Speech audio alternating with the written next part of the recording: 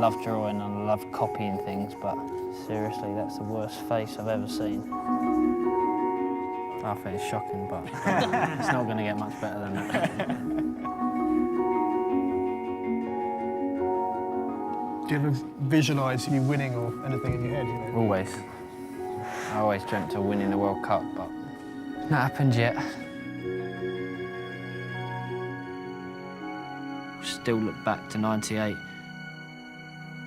After the red card that I got against Argentina, what went on in my life and in my family's life after that, I think was very tough.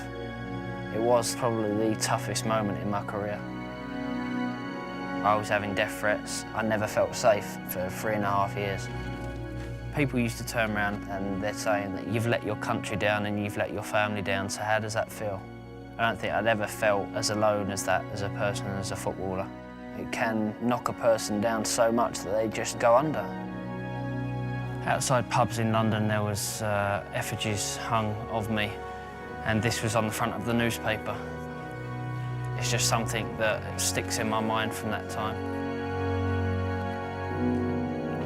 I'm trying to think what was said about me at the time.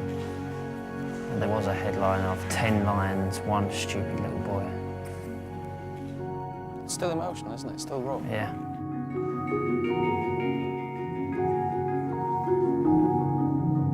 This is a saying that I use all the time, and it's true. It is a round world. '98 was just before the World Cup. I was at the top, and then after the World Cup, I was at the bottom. And then you work yourself back up. The upside for me was the Greece game. Once the game started, it was the start of an incredible day for me. It was either going to the World Cup that day, or it was going into qualifying games, which none of us wanted to do because the expectations of us. I remember Teddy Sheringham getting a free kick on the edge of the box, and I remember putting the ball down, and I remember looking up at the clock and thinking, this is it, you know, this is the only chance I'm going to get now. The only thing I could hear was the man and his drum around about here, I think. And then I stepped back, took the deep breaths, run up, and as soon as it left my foot, I knew it was in. It was the loudest I think I've ever heard the fans. It was such a huge moment for everyone.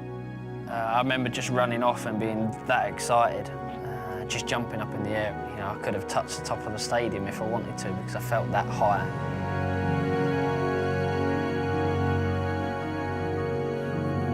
Right, the whole canvas is the idea of the goal. There's the ball in the corner. My celebration and the words belief, strength and family is what I needed and what I had to get through after '98.